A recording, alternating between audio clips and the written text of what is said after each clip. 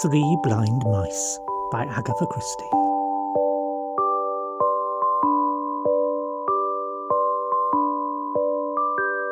It was very cold. The sky was dark and heavy with unshed snow. A man in a dark overcoat, with his muffler pulled up round his face and his hat pulled down over his eyes, came along Culver Street and went up the steps of number 74. He put his finger on the bell and heard it shrilling in the basement below. Mrs. Casey, her hands busy in the sink, said bitterly, "Drat that bell! Never any peace there isn't." Wheezing a little, she toiled up the basement stairs and opened the door. The man standing silhouetted against the lowering sky outside said in a whisper, "Mrs. Lyon." "Second floor," said Mrs. Casey. "You can go on up. Does she expect you?" The man slowly shook his head. "Oh, well, go on up and knock." She watched him as he went up the shabbily carpeted stairs. Afterward, she said he gave her a funny feeling. But actually all she thought was that he must have a pretty bad cold only to be able to whisper like that, and no wonder with the weather what it was. When the man got round the bend of the staircase, he began to whistle softly. The tune he whistled was Three Blind Mice. Molly Davis stepped back into the road and looked up at the newly painted board by the gate. Monkswell Manor, Guest House. She nodded approval. It really did look, quite professional. Or perhaps one might say almost professional. The T of Guest House staggered a little uphill, and the end of Manor was slightly crowded, but on the whole Giles had made a wonderful job of it. Giles really was very clever. There were so many things that he could do. She was always making fresh discoveries about this husband of hers. He said so little about himself that it was only by degrees she was finding out what a lot of varied talents he had. An ex-naval man was always a handy man, so people said. Well, Giles would have need of all his talents in their new venture. Nobody could be more raw to the business of running a guest house than she and Giles. But it would be great fun, and it did solve the housing problem. It had been Molly's idea. When Aunt Catherine died and the lawyers wrote to her and informed her that her aunt had left her Monkswell Manor, the natural reaction of the young couple had been to sell it. Giles had said, "What's it like?" "Oh, a big, rambling old house, full of stuffy, old-fashioned Victorian furniture. Rather a nice garden, but terribly overgrown since the war. There's been only one gardener left." So they decided to put the house on the market and keep just enough furniture to furnish a small cottage or flat for themselves. But two difficulties arose at once. First, there weren't any small cottages or flats to be found, and secondly, all the furniture was enormous. "Well, we'll just have to sell it all. I suppose it will sell." The solicitor assured them that nowadays anything would sell. "Very probably someone will buy it for a hotel or guest house, in which case they might like to buy it with the furniture complete. Fortunately, the house is in good repair. The late Mrs. Emery had extensive repairs and modernizations done just before the war. There's been very little deterioration. Well, yes, it's in good shape." And it was then that Molly had had her idea. "Giles, why shouldn't we run it as a guest house ourselves?" At first her husband had scoffed at the idea, but Molly had persisted. "We needn't take very many people, not at first. It's an easy house to run. It's got hot and cold water in the bedrooms, and central heating, and a gas cooker. And we can have hens and ducks and our own eggs, and vegetables." "Who'd do all the work? Isn't it very hard to get servants?" "Well, we'd have to do the work, but wherever we lived we'd have to do that. A few extra people wouldn't really mean that much more to do. We'd probably get a woman to come in after a bit when we got properly started, if we only had 5 people, each paying 7 guineas a week." Molly departed into the realms of somewhat optimistic mental arithmetic. "And think, Giles, it would be our own house, with our own things. As it is, it seems to me it'll be years before we can ever find anywhere to live." That, Giles admitted, was true. They'd had so little time together since their hasty marriage that they were both longing to settle down in a home. So the great experiment was set under way. Advertisements were put in the local paper and in the Times, and various answers came. And now, today, the first of the guests was to arrive. Giles had gone off early in the car to try and obtain some army wire netting that had been advertised as for sale on the other side of the county. Molly announced the necessity of walking to the village to make some last purchases. The only thing that was wrong was the weather. For the last 2 days it had been bitterly cold, and now the snow was beginning to fall. Molly hurried up the drive, thick feathery flakes falling on her waterproofed shoulders and bright curly hair. The weather forecasts had been lugubrious in the extreme. Heavy snowfall was to be expected. She hoped anxiously that all the pipes wouldn't freeze. It would be too bad if everything went wrong just as they started. She glanced at her watch. Past tea time. Would Giles have got back yet? Would he be wondering where she was? "I had to go to the village again for something I'd forgotten," she would say, and he would laugh and say, "More tins?" Tins were a joke between them. They were always on the lookout for tins of food. The larder was really quite nicely stocked now, in case of emergencies. And Molly thought with a grimace as she looked at the sky. It looked as though emergencies were going to present themselves very soon. The house was empty. Giles was not back yet. Molly went first into the kitchen, then upstairs, going around the newly prepared bedrooms.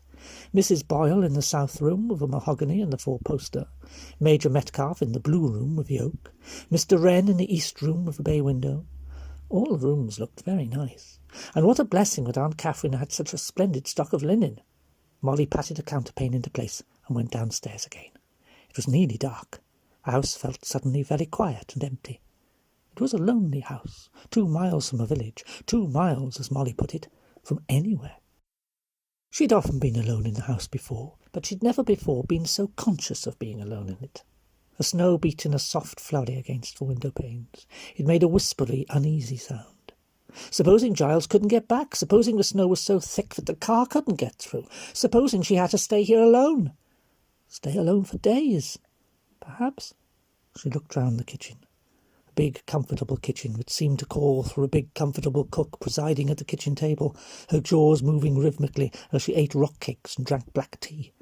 She'd be flanked by a tall, elderly parlour-maid on one side and a round, rosy housemaid on the other, with a kitchen-maid at the other end of the table, observing her betters with frightened eyes.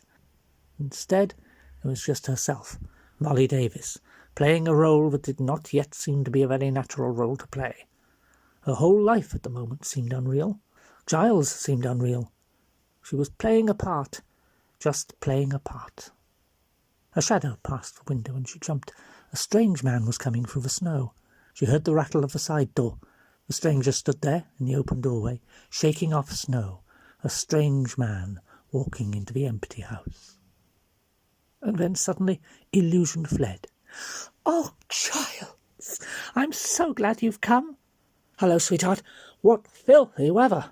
Lord, I'm frozen." He stamped his feet and blew through his hands. Automatically, Molly picked up the coat that he had thrown in a Giles-like manner onto the oak chest. She put it on a hanger, taking out of the stuffed pockets a muffler, a newspaper, a ball of string, and the morning's correspondence, which he'd shoved in pell-mell. Moving into the kitchen, she laid down the articles on the dresser and put the kettle on the gas. "Did you get the netting? What ages you've been." "It wasn't the right kind. Wouldn't have been any good for us. I went on to another dump, but that wasn't any good either. What have you been doing with yourself? Nobody's turned up yet, I suppose. Mrs. Boyle isn't coming till tomorrow. Major Metcalfe and Mr. Wren ought to be here today. Major Metcalfe sent a card to say he would not be here until tomorrow." "Ah. Well, that leaves us and Mr. Wren for dinner. What do you think he's like? Correct sort of retired civil servant? That's my idea." "No, I think he's an artist." "Well, in that case, we'd better get a week's rent in advance. Giles, they bring luggage.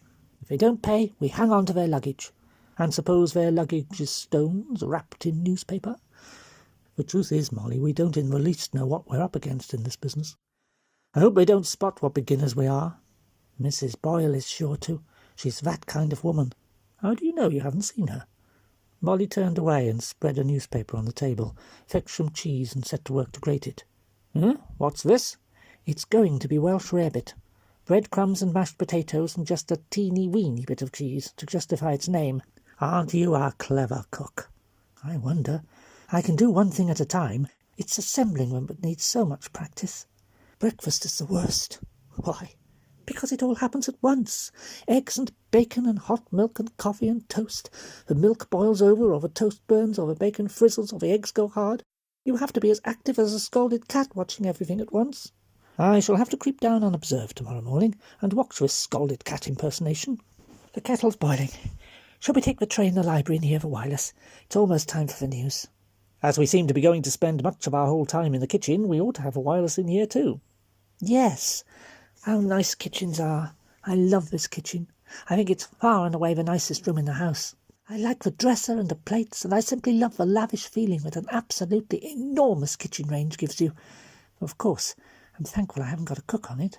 Yes, I suppose a whole year's fuel ration will go up in that one day. Almost certainly, I should say. But think of the great joints that were roasted in it. Sirloins of beef and saddles of mutton. Colossal copper preserving pans full of homemade strawberry jam, with pounds and pounds of sugar going in it. What a lovely, comfortable age the Victorian age was. Look at the furniture upstairs. Large and solid and rather ornate, but oh, the heavenly comfort of it. With lots of room for the clothes one used to have, and every drawer sliding in and out so easily. Do you remember that smart modern flat we were lent? Everything built in and sliding, only nothing slid. It always stuck, and the doors pushed shut, only they never stayed shut, or if they did shut, they wouldn't open. Yes, that's the worst of gadgets. If they don't go right, you're sunk. Come on, let's hear the news. As a direct result of the petition, the news consisted mainly of grim warnings about the weather, the usual deadlock in foreign affairs, spirited bickerings in Parliament, and a murder in Culver Street, Paddington. In Culver Street, London. Inspector Parviter from Scotland Yard has released few details as yet, but has called for any witnesses in the area at the time to come forward. Nothing but misery. I'm not going to hear appeals for fuel economy all over again. What do they expect us to do, sit and freeze? I don't think we ought to have tried to start a guest house in the winter. We ought to have waited until the spring. I wonder what the woman was like who was murdered. Mrs. Lyon? Is that her name? I wonder who wanted to murder her. And why? Perhaps she had a fortune under the floorboards. When it says the police are anxious to interview a man seen in the vicinity, does that mean he's the murderer? I think it's usually that. Just a police way of putting it. The shrill note of the bell made them both jump. That's the front door. Enter a murderer. It would be, in a play. Hurry up. It must be Mr. Wren. Now we shall see who's right about him, you or me. Mr. Wren and a flurry of snow came in together with a rush. All that Molly, standing in the library door, could see of the newcomer was his silhouette against the white world outside. How alike, thought Molly, were all men in their livery of civilization. Dark overcoat, grey hat, muffler round the neck. In another moment Giles had shut the door again against the elements, and Mr. Wren was unwinding his muffler, and casting down his suitcase, and flinging off his hat, all, it seemed, at the same time, and also talking. He had a high-pitched, almost querulous voice, and stood revealed in the light of the hall as a young man with a shock of light, sunburned hair, and pale, restless eyes. Too frightful! The English winter at its worst. A reversion to Dickens. Scrooge and Tiny Tim and all that. One had to be so terribly hearty to stand up to it all, don't you think so? And I've had a terrible cross-country journey from Wales. Are you Mrs. Davis? Oh, how delightful! Molly's hand was seized in a quick, bony clasp. Not at all as I'd imagined you. I pictured you, you know, as an Indian Army general's wife. Terrifically grim and mim-sari-bish. Oh, look, and Béarnaise what-not. A real Victorian what-not. Heavenly, simply heavenly. Have you got any wax flowers or birds of paradise? Oh, but I'm simply going to love this place. I was afraid it would be very oldie-worldy, very manor house, failing the Béarnaise brass, I mean. Instead, it's marvellous, a real Victorian bedrock of respectability. Tell me, have you got one of those beautiful sideboards? Mahogany, purple plummy mahogany with great carved fruits. As a matter of fact, said Molly, rather breathless after this torrent of words, we have. No! Can I see it? At once? In here? His quickness was almost disconcerting. He turned the handle of the dining-room door and clicked on the light. Molly followed him in, conscious of Giles' disapproving profile on her left. Mr. Wren passed his long, bony fingers over the rich carving of a massive sideboard with little cries of appreciation. Then he turned a reproachful glance upon his hostess. No big mahogany dining table. all these little tables dotted about instead. We thought people would prefer it that way. Oh, darling, of course you're quite right. I was being carried away by my feeling for period. Of course, if you had the table, you'd have to have the right family around it. Stern, handsome father with a beard, prolific, faded mother, 11 children, a grim governess, and somebody called poor Harriet, the poor relation who acts as general helper, and is very, very grateful for being given a good home. Look at that grate. Think of a flame leaping up back chimney and blistering poor Harriet's back. I'll take your suitcase upstairs. East room? Yes. Mr. Wren skipped out into the hall again as Giles went upstairs. Has it got a four-poster with little chintz roses? No, it hasn't, said Giles, and disappeared round the bend of the staircase. I don't believe your husband is going to like me. What's he been in? The Navy? Yes, I thought so. They're much less tolerant than the Army and the Air Force. How long have you been married? Are you very much in love with him? Perhaps you'd like to come up and see your room. Yes, of course. That was impertinent. But I did really want to know. I mean, it's interesting, don't you think, to know all about people, what they feel and think, I mean, not just who they are and what they do. I suppose you are Mr. Wren? The young man stopped short and clutched his hair in both hands and tugged at it. But how frightful! I never put first things first. Yes, I'm Christopher Wren. Now, don't laugh. My parents were a romantic couple. They hoped I'd be an architect, so they thought it a splendid idea to christen me Christopher, halfway home, as it were. And are you an architect? Yes, I am. Well, at least nearly. I'm not fully qualified yet. But it's a really remarkable example of wishful thinking coming true for once. Mind you, actually the name will be a handicap. I shall never be the Christopher Wren. However, Chris Wren's prefab nests may achieve fame. Giles came down the stairs again, and Molly said, I'll show you your room now, Mr. Wren. When she came down a few minutes later, Giles said, Well, did he like the pretty oak furniture? He was very anxious to have a four-poster, so I gave him the rose room instead. Young twerp. Now look here, Giles. This isn't a house party of guests we're entertaining. This is a business. Whether you like Christopher Wren or not, I don't, has nothing whatever to do with it. He's paying 7 guineas a week. That's all that matters. If he pays it, yes. He's agreed to pay. We've got his letter. Did you transfer that suitcase of his to the rose room? He carried it, of course. Very gallant. But it wouldn't have strained you.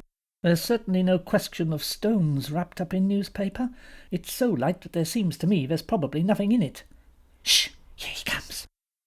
Christopher Wren was conducted to the library, which looked, Molly thought, very nice indeed, with its big chairs and its log fire. Dinner, she told him, would be in half an hour's time. In reply to a question, she explained that there were no other guests at the moment. In that case, Christopher said, how would it be if he came into the kitchen and helped? I can cook you an omelette if you like. The subsequent proceedings took place in the kitchen, and Christopher helped with the washing up. However, somehow Molly felt it was not quite the right start for a conventional guest-house, and Giles had not liked it at all. Oh well, thought Molly as she fell asleep. Tomorrow, when the others come, it will be different. The morning came with dark skies and snow. Giles looked grave, and Molly's heart fell. The weather was going to make everything very difficult. Mrs. Boyle arrived in a local taxi with chains on its wheels, and the driver brought pessimistic reports of the state of the road. "Drifts afore nightfall," he prophesied.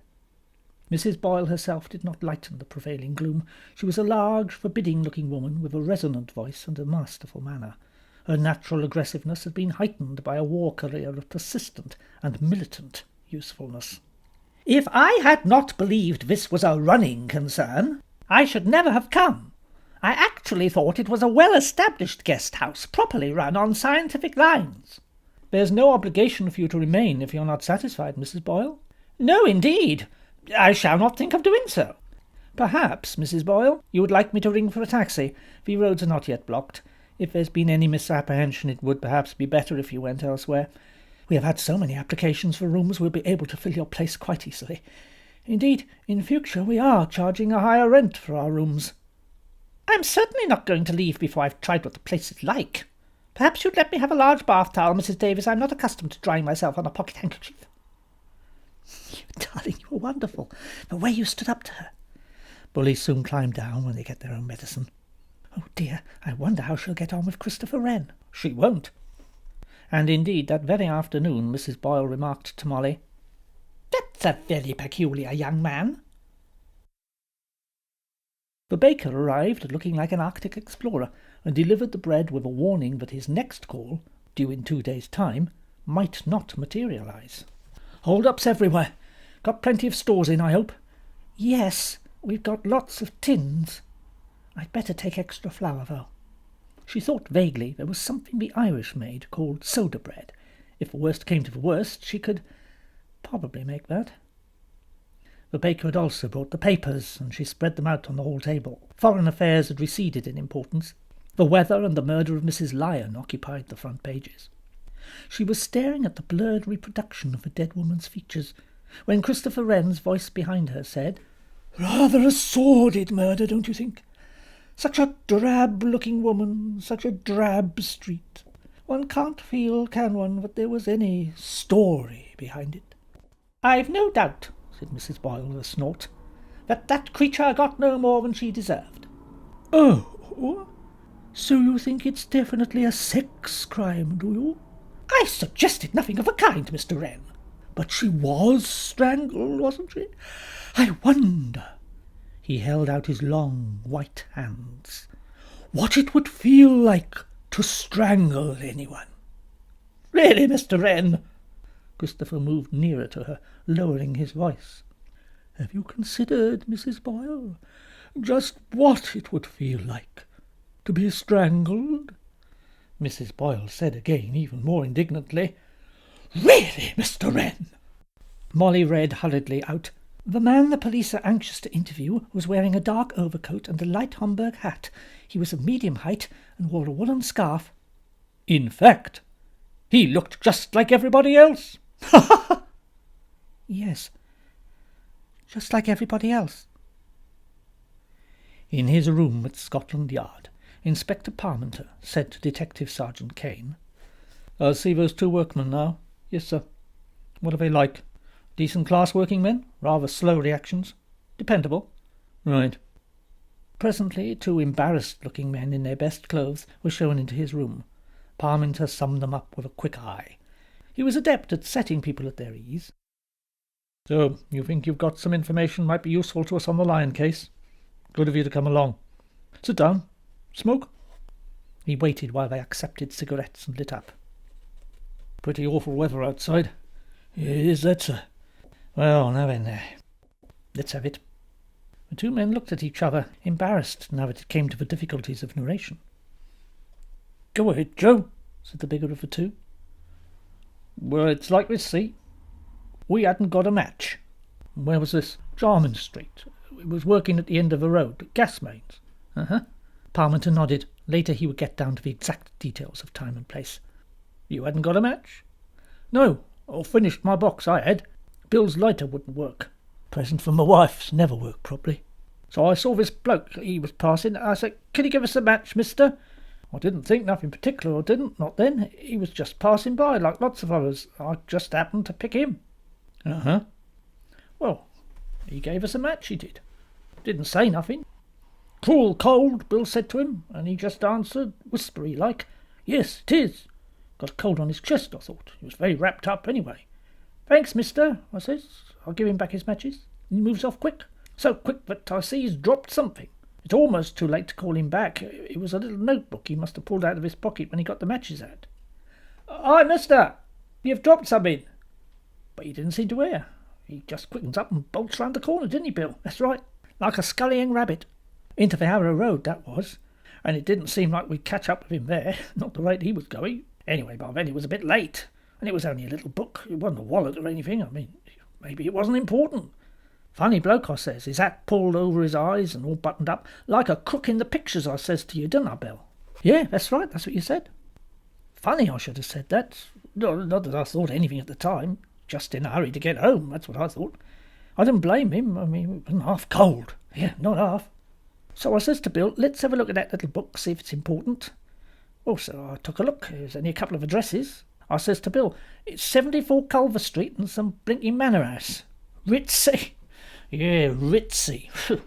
74 Culver Street, I says to Bill. Well, that's just round the corner. When we knock off, we can take it round. And then I see something written across the top. What's this? I says to Bill. And he takes it and reads it out. 3 blind mice. Must be off his knocker, I said. And just at that moment, very moment, sir, we heard this woman yelling, murder. Murder, she was yelling, just a couple of streets away. Didn't half yell. Yeah, I says, you nip along. And by he comes back and says there's a big crowd and the police are there and some woman's had her throat cut or been strangled, and that was the landlady who found her yelling for the police. Where was it, I asks. In Culver Street, he says. What number, I asks. He didn't rightly know. No, I didn't notice, you see. Well, let's nip round there and make sure, I says. And when we finds it's number 74, well, we talk it over. Maybe Bill says the address in the notebook's got nothing to do with it. And I says, well, maybe it has. Anyway, after we talked it over and heard the police want to interview a man who left the house about that time, well, we come along here and ask if we can see the gentleman who's handling the case. I'm sure I hope we ain't wasting your time. You acted very properly. You've brought the notebook with you? Thank you. Now, his questions became brisk and professional. He got places, times, dates. The only thing he did not get was a description of the man who dropped the notebook. Instead, he got the same description he'd already got from the hysterical landlady. A description of a hat pulled down over the eyes, a buttoned-up coat, a muffler swathed around the lower part of the face, and a voice that was only a whisper. When the men had gone, he remained staring down at the little book lying open on his table. Presently it would go to the appropriate department to see what evidence, if any, of fingerprints it might reveal. But now his attention was held by the 2 addresses and by the line of small handwriting along the top of the page. He turned his head as Sergeant Kane came into the room. "Come here, Kane. Look at this." Kane stood behind him, then let out a low whistle as he read out, 3 blind mice. Well, I'm dashed. Yes. Parminter opened a drawer and took out a half-sheet of notepaper, which he laid beside the notebook on the desk. It had been found pinned carefully to the murdered woman. On it was written, "This is the first." Below was a childish drawing of 3 mice and a bar of music.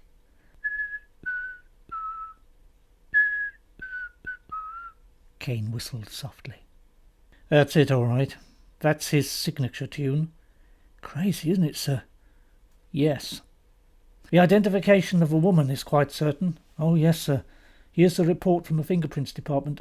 Mrs. Lyon, as she called herself, was really Maureen Gregg. She was released from Holloway 2 months ago on completion of her sentence, and she went to 74 Culver Street, calling herself Maureen Lyon. She occasionally drank a bit, and she had been known to bring a man home with her once or twice. She displayed no fear of anything or anyone. There's no reason to believe she thought herself in any danger. And this man rings the bell, asks for her, told by the landlady to go up to the 2nd floor. She can't describe him, says only that he was of medium height and seemed to have a bad cold and lost his voice. She went back again to the basement and heard nothing of a suspicious nature. She did not hear the man go out. 10 minutes or so later she took tea to her lodger and discovered her strangled. It's not a casual murder, Kane. It was very carefully planned. I wonder how many houses there are in England called Monkswell Manor. May only be one, sir. That'll be too much luck. But get on with it. There's no time to lose." The sergeant's eye rested appreciatively on the 2 entries in the notebook. 74 Culver Street, Monkswell Manor. "So you think—" "Yes, I do. Don't you?" "Could be. Monkswell Manor. Now where—" "Do you know, sir, I could swear I've seen that lately." "Where?" "I'm trying to remember, sir. Wait a minute. It was a newspaper. It was the Times, the back page. Wait a minute. Hotels and boarding houses. Half a sec, sir. It's an old one. I was doing the crossword." He hurried out of the room, then returned in triumph. "Here you are, sir. Look." The inspector followed the pointing finger. "Monkswell Manor, Harpledon, Berks." He drew the telephone towards him. "Get me the Berkshire County Police." With the arrival of Major Metcalfe, Monkswell Manor settled into its routine as a going concern. Major Metcalfe was neither formidable, like Mrs. Boyle, nor erratic, like Christopher Wren. He was a stolid, middle-aged man of spruce military appearance, who'd done most of his service in India. He appeared satisfied with his room and its furniture, and while he and Mrs. Boyle did not actually find mutual friends, he had known cousins of friends of hers, the Yorkshire branch, out in Poona. His luggage, however, 2 heavy pigskin cases, satisfied even Giles's suspicious nature. Truth to tell, Molly and Giles did not have much time for speculating about their guests. Between them, dinner was cooked, served, eaten, and washed up satisfactorily. Major Metcalfe praised for coffee, and Giles and Molly retired to bed, tired but triumphant, to be roused about 2 a.m. by the persistent ringing of a bell. "Damn! It's the front door. What on earth? Hurry up, go and see." Casting a reproachful glance at her, Giles wrapped his dressing gown round him and descended the stairs. Molly heard the bolts being drawn back and a murmur of voices in the hall. Presently, driven by curiosity, she crept out of bed and went to peep from the top of the stairs. In the hall below, Giles was assisting a bearded stranger out of a snow-covered overcoat. Fragments of conversation floated up to her. "Oh, my fingers are so cold I cannot feel them. And my feet! Oh! Come in here." Giles threw open the library door. "It's warm. You'd better wait here while I get a room ready." "I am indeed fortunate." Molly peered inquisitively through the banisters.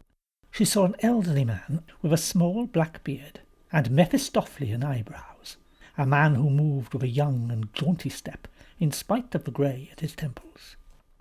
Giles shut the library door on him and came quickly up the stairs. Molly rose from her crouching position. "Who is it?" Giles grinned. "Another guest for the guest house. Car overturned in a snowdrift.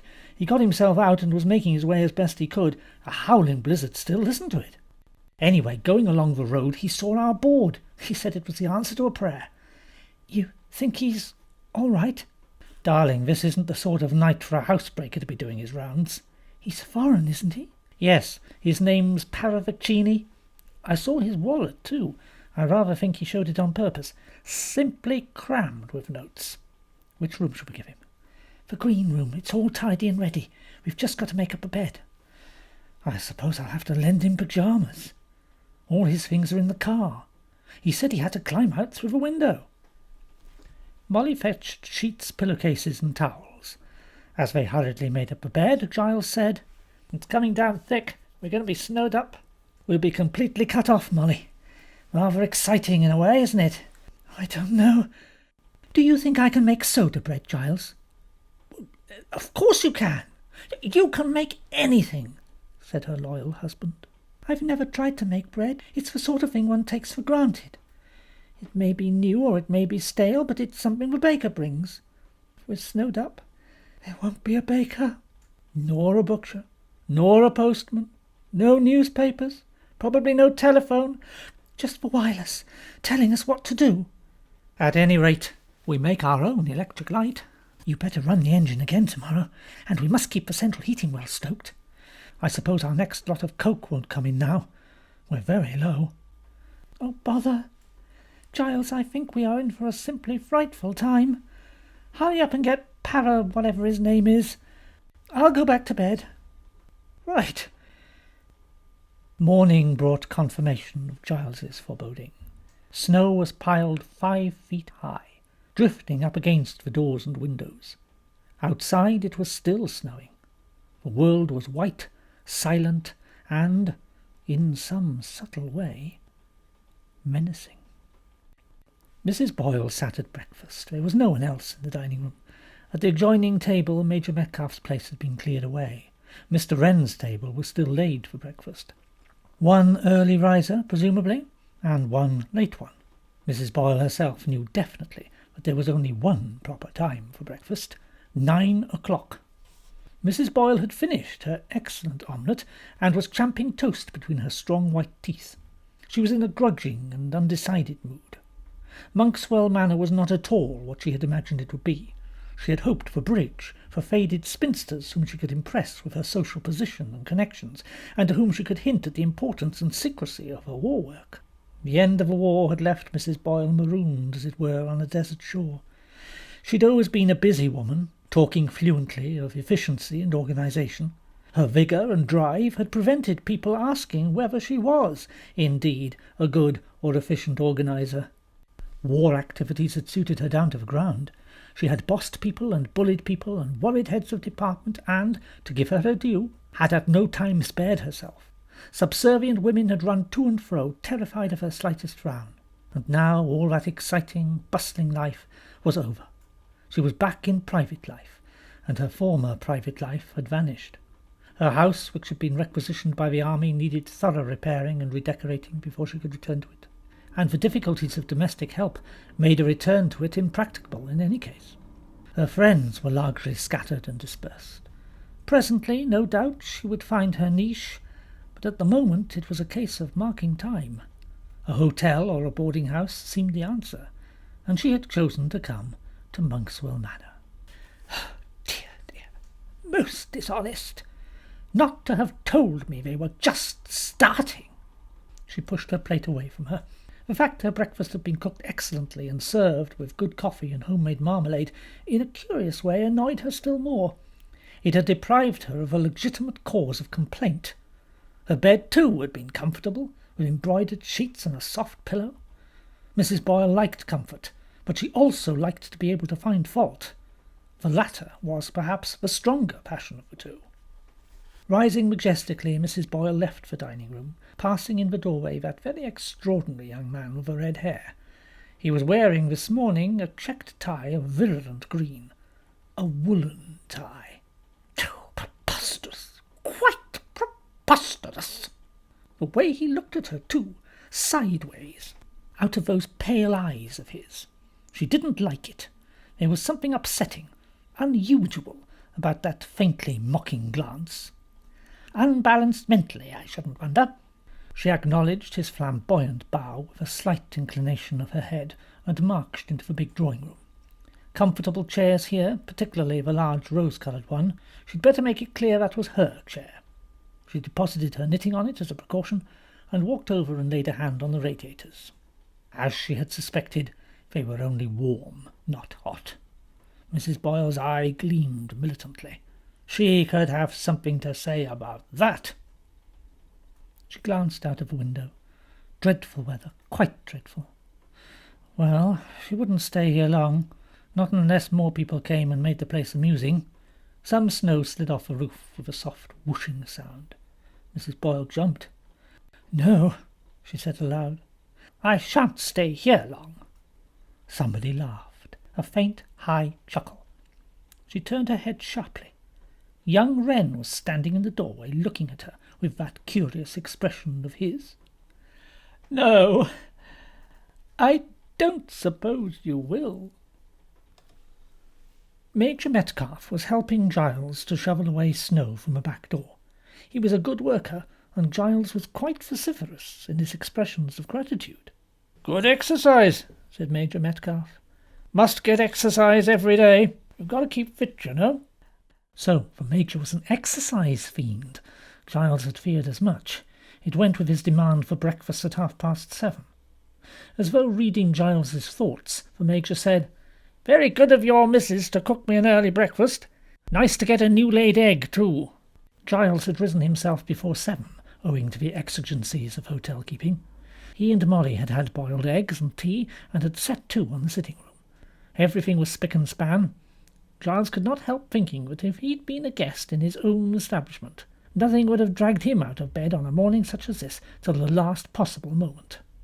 The Major, however, had been up and breakfasted, and roamed about the house apparently full of energy, looking for an outlet. Well, thought Giles, there's plenty of snow to shovel. He threw a sideways glance at his companion.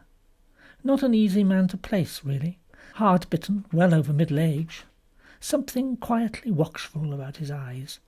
A man who was giving nothing away. Giles wondered why he'd come to Monkswell Manor. Demobilised, probably. No job to go to. Mr. Paravaccini came down late. He had coffee and a piece of toast, a frugal continental breakfast. He somewhat disconcerted Molly when she brought it to him by rising to his feet, bowing in an exaggerated manner, and exclaiming, "My charming hostess, I am right, am I not?" Molly admitted rather shortly that he was right. She was in no mood for compliments at this hour. "And why," she said, as she piled crockery recklessly in the sink, "does everybody have to have breakfast at a different time? It's a bit hard." She slung the plates into the rack and hurried upstairs to deal with the beds. She could expect no assistance from Giles this morning. He had to clear away to the boiler house and to the hen house. Molly did the beds at top speed, and admittedly in the most slovenly manner, smoothing sheets and pulling them up as fast as she could. She was at work on the baths when the telephone rang. Molly first cursed at being interrupted, then felt a slight feeling of relief that the telephone at least was still in action. She ran down to answer it. She arrived in the library a little breathless and lifted the receiver. "Yes?" "Is that Monkswell Manor?" "Monkswell Manor Guest House." "Can I speak to Commander Davis, please?" "I'm afraid he can't come to the telephone just now. This is Mrs. Davis. Who is speaking, please?" "Superintendent Hogben, Berkshire Police." "Oh, yes?" "Mrs. Davis, is rather an urgent matter has arisen. I don't wish to say very much over the telephone, but I've sent Detective Sergeant Trotter on to you. He should be with you any minute now." "He's not got here. We're snowed up, you see. Completely snowed up. The roads are impassable." There was no break in the confidence of the voice at the other end. "Trotter'll get to you all right. Please impress upon your husband, Mrs. Davis, to listen very carefully to what Trotter has to tell you, and do follow his instructions implicitly. That's all." "But, Superintendent Hogben, what—" There was a decisive click. Hogben had clearly said all he was going to say, and rung off. Molly waggled the telephone rest once or twice, then gave up. She turned as the door opened. "Oh, Giles, darling, there you are." Giles had snow on his hair and a good deal of cold rime on his face. He looked hot. "What is it, sweetheart?" "I've filled the coal scuttles and I've brought in the wood. I'll do the hens next, and then have a look at that boiler. Is that all right?" "What's the matter, Molly? You look rather scared." "It was the police." "Police?" "Yes. They're sending out an inspector or sergeant or something." "Why? What have we done?" "I don't know. Do you think it could be that 2 pounds of butter we had from Ireland?" "I did remember to get the wireless licence, didn't I?" "Yes, it's on the desk. Old Mrs. Bidlock gave me 5 of her coupons for an old tweed coat of mine. I suppose that's wrong, but I did think it perfectly fair. I'm a coatless. Why shouldn't I have the coupons? Oh, dear. What else have we done?" "I had a near shave of a car the other day. That was definitely the other fellow's fault. Definitely. The trouble is that practically everything one does nowadays is illegal. That's why one has a permanent feeling of guilt. I expect it's something to do with running this place. Running a guest house is probably chock full of snags we've never heard of." "I thought drink was the only thing that mattered. We haven't given anyone anything to drink. Otherwise, why shouldn't we run our own house any way we please?" "I know. It sounds all right. But as I say, everything's more or less forbidden nowadays." "Oh, dear. I wish we'd never started. We're going to be snowed up for days. Somebody'll be cross. We'll get eaten out of all our reserves of tins." "Cheer up, sweetheart. We're having a bad break at the moment, but it'll pass out all right." He kissed the top of her head absent-mindedly, and, releasing her, said in a different voice, "You know, Molly, come to think of it, there must be something pretty serious to send a police sergeant trekking out in all this. I mean, it must be something really urgent." The door opened. "Ah, here you are, Mr. Davis. Do you know the central heating in the drawing-room is practically stone cold?" "I'm sorry, Mrs. Boyle. We're rather short of coke, you see." "I am paying 7 guineas a week here. 7 guineas! And I do not expect to freeze." Giles flushed. "I'll go and stoke it up." He went out of the room, and Mrs. Boyle turned to Molly. "If you don't mind me saying so, Mrs. Davis, that is a very extraordinary young man you have staying here. His manners and his ties. And does he never brush his hair?" "He's an extremely brilliant young architect." "I beg your pardon. Christopher Wren. He is an architect. My dear young woman, I have naturally heard of Sir Christopher Wren. Of course he was an architect. He built St. Paul's. You young people seem to think education came in with the Education Act. I meant this Wren. His name is Christopher. His parents called him that because they'd hoped he'd become an architect. And he is nearly one. So it turned out all right. Sounds a very fishy story to me. I should make some inquiries about him if I were you. What do you know about him? Just as much as I know about you, Mrs. Boyle, which is that both of you are paying us 7 guineas a week. That's really all there is to know, isn't there? And all that concerns me. It doesn't matter to me whether I like my guest or whether I don't. You are young and inexperienced and should welcome advice from someone more knowledgeable than yourself. And what about this queer foreigner? When did he arrive? The middle of the night. Indeed. Most peculiar. It's not a very conventional hour. To turn away bona fide travellers is against the law, Mrs. Boyle. You may not be aware of that. All I can say is this Paravicini, or whatever he calls himself, seems to me— Oh, beware, dear lady, you talk of the devil, and then— Mrs. Boyle jumped as though indeed the devil had addressed her. Mr. Paravicini, who had minced quietly in without either of the women noticing him, laughed and rubbed his hands together with a kind of elderly satanic glee. You startled me. I did not hear you come in. Oh, I come in on tiptoe, so nobody ever hears me come and go. I find it very amusing. Sometimes I overhear things. That too amuses me. But I do not forget what I hear. Indeed. I must get on with my knitting. I left it in the drawing-room. As she went hurriedly out, Molly stood looking at Mr. Paravicini with a puzzled expression. He approached her with a kind of hop and skip. My charming hostess looks upset. Before she could prevent it, he picked up her hand and kissed it. What is it, dear lady? Molly drew back a step. She was not sure she liked Mr. Paravicini very much. He was leering at her like an elderly satyr. Everything's rather difficult this morning, because of the snow. Yes. He turned his head round to look out of the window. Snow makes everything very difficult, does it not? Or else it makes things very easy. I don't know what you mean. No, there is quite a lot you do not know, I think. For one thing, that you do not know very much about running a guest house. I dare say we don't, but we mean to make a go of it. Bravo! Bravo! After all, I'm not a very bad cook, and you are without doubt an enchanting cook. What a nuisance foreigners are, thought Molly. Perhaps he read her thoughts. At all events, his manner changed. He spoke quietly and quite seriously. May I give you a little word of warning, Mrs. Davis? You and your husband must not be too trusting, you know. Have you references with these guests of yours? Is that usual? I thought people just came. It is advisable always to know a little about the people who sleep under your roof.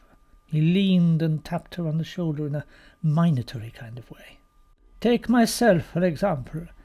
I turn up in the middle of the night. My car, I say, is overturned in a snowdrift. But what do you know of me? Nothing at all. Perhaps you know nothing, either, of your other guests. Mrs. Boyle, began Molly, but stopped as that lady herself re-entered the room, knitting in hand. The drawing-room is too cold. I shall sit in here. She marched to the fireplace. Mr. Paravicini pirouetted swiftly ahead of her. Allow me to poke the fire for you. Molly was struck, as she had been the night before, by the youthful jauntiness of his step. She noticed that he was always careful to keep his back to the light, and now, as he knelt poking the fire, she thought she saw the reason for it.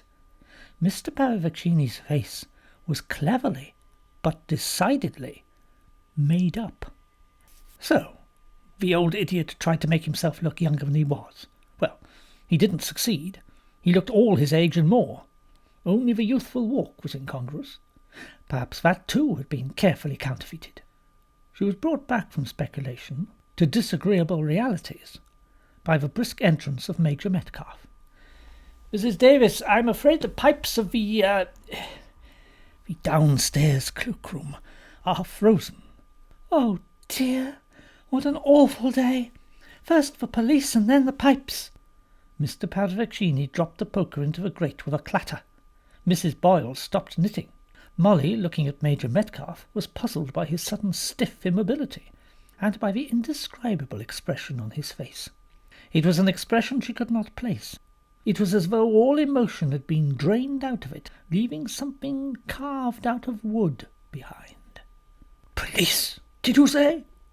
She was conscious that behind the stiff immobility of his demeanour some violent emotion was at work. It might have been fear, or alertness, or excitement, but there was something. This man, she said to herself, could be dangerous. He said again, this time his voice just mildly curious, "What's that about the police?" "They just rang up, just now, to say they're sending a sergeant out here. But I shouldn't think he'll ever get here." "Why are they sending the police here?" He took a step nearer to her, but the door opened and Giles came back in.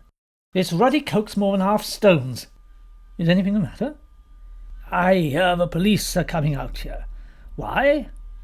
"Oh, that's all right. No one can get through this. The drifts are 5 feet deep. The road's all banked up.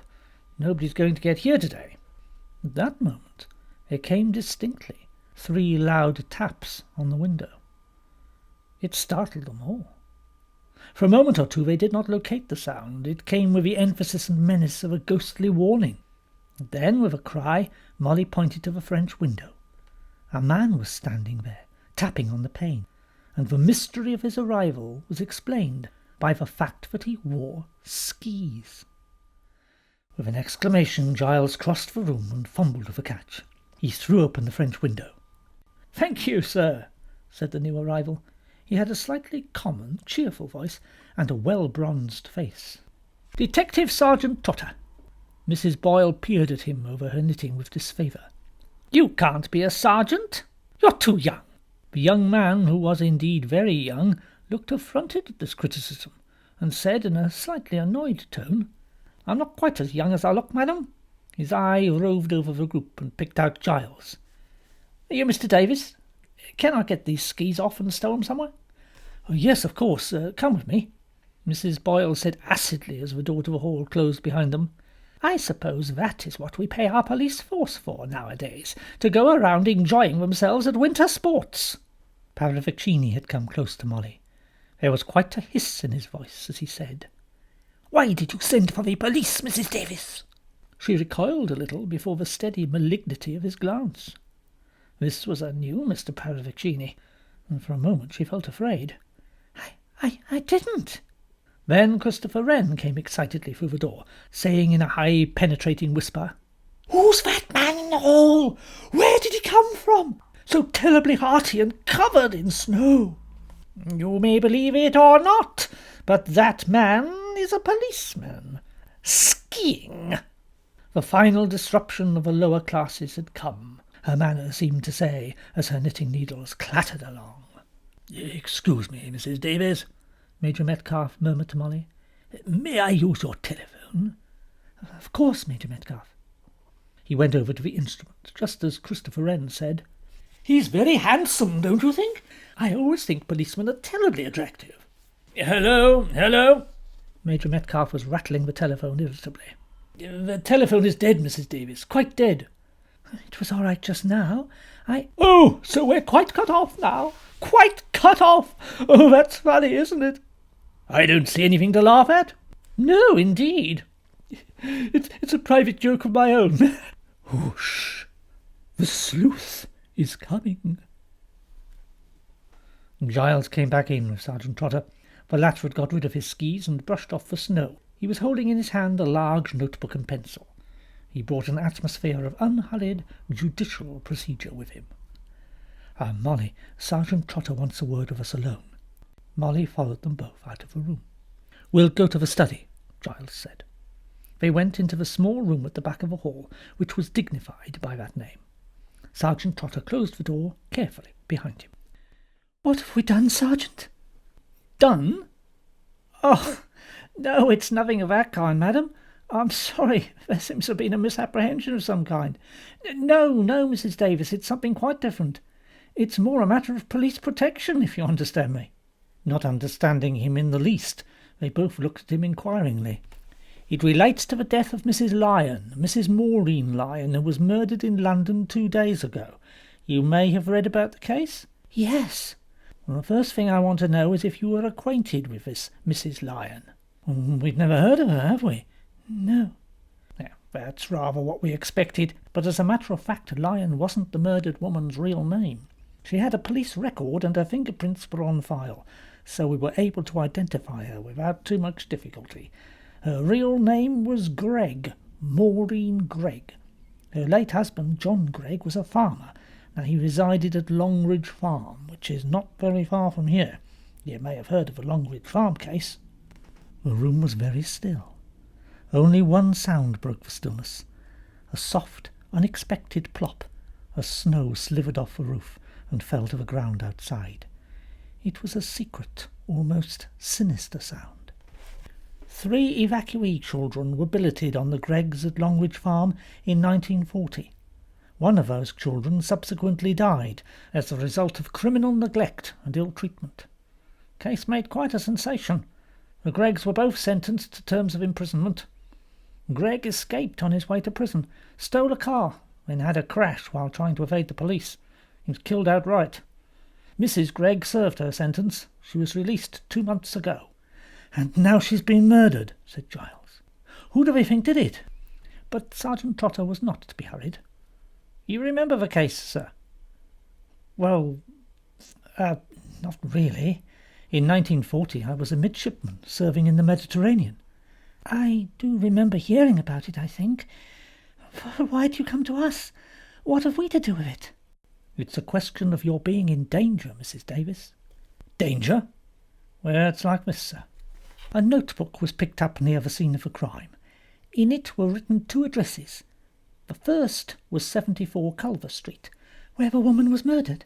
"Yes, Mrs. Davis." "The other address was Monkswell Manor."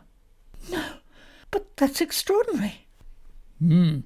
That's why Superintendent Hogben thought it imperative to find out if you knew of any connection between yourselves and the woman, or between this house and the Longridge Farm case. There's nothing, absolutely nothing. It must be some coincidence." Sergeant Trotter said gently, "Superintendent Hogben doesn't think it's a coincidence. He'd have come himself if it had been possible. Under the weather conditions, and as I'm an expert skier, he sent me with instructions to get full particulars of everyone in the house, and to report back to him by phone, and to take all measures I thought expedient for the safety of the household." "Safety? Good Lord, man, you don't think somebody's going to be killed here?" "I don't want to upset the lady, but yes, that is exactly what Superintendent Hogben does think." "But what earthly reason could there be?" "Well, that's just what I'm here to find out." "But the whole thing's crazy." "Yes, sir, but it's because it's crazy that it's dangerous." "There's something more you haven't told us, isn't there?" "Yes, madam." At the top of a page of the notebook was written 3 blind mice, and pinned to the dead woman's body was a paper with "This is the first" written on it, and below it a drawing of 3 mice and a bar of music, the music being the tune to the nursery rhyme 3 blind mice. 3 blind mice, see how they run. They all ran after the farmer's wife. She... Oh, it's horrible! It's horrible!" "There were 3 children, weren't there?" "Yes, Mrs. Davis. A boy of 15, a girl of 14, and the boy of 12, who died." "What happened to the others?" "Well, the girl was, I believe, adopted by someone. We haven't been able to trace her. The boy, he'd be about 23 now. We've lost track of him. He was said to have been a bit queer. Joined up in the army at 18, but later deserted. Since then he's disappeared. The army psychiatrist says definitely he's not normal." "You think he may have killed Mrs. Lyons? He's a homicidal maniac and may turn up here for some unknown reason." "We think there must be a connection between someone here and the Longridge Farm business, and once we can establish what that connection is, we will be forearmed. Now you state, sir, that you yourself have no connection with the case. So, does the same go for you, Mrs. Davis?" "Well, yes. Perhaps you'd tell me who else is in the house?" "They gave the names. Mrs. Boyle, Major Metcalfe, Mr. Christopher Wren, Mr. Paravaccini. He wrote them down in his notebook. Any servants? We haven't any. That reminds me, I must go and put the potatoes on. She left the study abruptly. What do you know about these people, sir? We don't know anything about them, really. Mrs. Boyle wrote from a Bournemouth hotel, Major Metcalfe from Leamington, Mr. Wren from a private hotel in South Kensington. Mr. Paravaccini just turned up out of a blue, or rather, out of a white. His car overturned in a snowdrift near here. But I suppose they have identity cards and ration books, that sort of thing. Yes, well, I shall go into all that, of course. In a way, it's lucky the weather's so awful. The murderer can't very well turn up in this, can he? Perhaps he doesn't need to, Mr. Davis. What do you mean? You've got to consider, sir, that he may already be here. You don't mean Mrs. Gregg was killed 2 days ago? All your visitors here have arrived since then, Mr. Davis. Well, yes, but they booked beforehand, some time beforehand. Except for Paravaccini. These crimes were planned in advance, sir. Crimes? Well, there's only one yet. Why are you so sure there'll be another? That it will happen? No, because I hope to prevent it. But that it'll be attempted? Yes. And if you're right, there's only one person it could be. There's only one person here's the right age. Christopher Wren. Sergeant Trotter had joined Molly in the kitchen. I'd be glad, Mrs. Davis, if you'd come with me to the library. I want to make a general statement to everyone. Mr. Davis has kindly gone to prepare the way. Oh, yes, all right. Just let me finish these potatoes. Sometimes I wish Sir Walter Raleigh had never discovered the beastly things. Sergeant Trotter preserved a disapproving silence. Molly said apologetically, I can't really believe it, you see. It's so fantastic. It isn't fantastic, Mrs. Davis. It's just plain fact. Do you have a description of the man? Medium height, slight build, wore a dark overcoat and a light hat, spoke in a whisper. His face was hidden by a muffler. You see, it might be anybody. There are 3 dark overcoats and light hats hanging up in your hall, Mrs. Davis. I don't think any of these people came from London. Didn't they, Mrs. Davis? With a swift movement, Sergeant Trotter moved to the dresser and picked up a newspaper. The Evening Standard, February 19th, 2 days ago. Someone brought that here, Mrs. Davis. How extraordinary. Where can that have come from? You mustn't take people always at their face value, Mrs. Davis. You don't really know anything about the people you've admitted to your house. I take it you and Mr. Davis are new to the guest house business. Yes, we are. She felt suddenly young, foolish, and childish. You haven't been married long, perhaps, either. Just a year. It was all rather sudden. Love at first sight. Yes. We'd only known each other a fortnight. Her thoughts went back over those 14 days of whirlwind courtship. There hadn't been any doubts. They'd both known. In a worrying, nerve-racked world, they'd found the miracle of each other. A little smile came to her lips. She came back to the present to find Sergeant Trotter eyeing her indulgently. Your husband doesn't come from these parts, does he? No, Lincolnshire. She knew very little of Giles's childhood and upbringing. His parents were dead. He always avoided talking about his early days. He had had, she fancied, an unhappy childhood. You're both very young, if I may say so, to run a place of this kind. I don't know. I'm 22 and... The door opened. Giles came in. Everything's all set. I've given them a rough outline. I hope that's all right, Sergeant. Saves time. Are you ready, Mrs. Davis? 4 voices spoke at once as Sergeant Trotter entered the library. Highest and shrillest was that of Christopher Wren, declaring that this was too thrilling, and he wasn't going to sleep a wink tonight. And please, could we have all the gory details? A kind of double bass accompaniment came from Mrs. Boyle. Absolute outrage, sheer incompetence. Police have no business to let murderers go roaming around the countryside. Mr. Paravaccini was eloquent chiefly with his hands. His gesticulations were more eloquent than words, which were drowned by Mrs. Boyle in any case. Major Metcalfe could be heard in an occasional short staccato bark. He was asking for facts. Trotter waited a moment or two, then held up an authoritative hand. Rather surprisingly, There was silence. "Thank you. Now, Mr. Davis has given you an outline of why I'm here, and I want to know one thing, and one thing only, and I want to know it quick. Which of you has any connection with the Longridge Farm case?" The silence was unbroken. 4 blank faces looked at Sergeant Trotter. The emotions of a few moments back, excitement, indignation, hysteria, inquiry, were wiped away as a sponge wipes out the chalk marks on a slate. "Please understand me. One of you, we have reason to believe, is in danger, deadly danger, and I have to know which of you it is." "Very well. I'll take you one by one. Mr. Paravaccini." A faint smile flickered across Mr. Paravaccini's face. He raised his hands in a protesting foreign gesture. "I am a stranger in these parts, Inspector. I know nothing of local affairs of bygone years." "Mrs. Boyle." Really, I do not see what I mean. Why would I know anything about such a distressing business?" "Mr. Wren." "Me? I was a mere child at the time. I don't even remember hearing about it." "Major Metcalfe." "Well, I read about it in the papers. I was stationed in Edinburgh at the time." "That's all you have to say? Any of you?"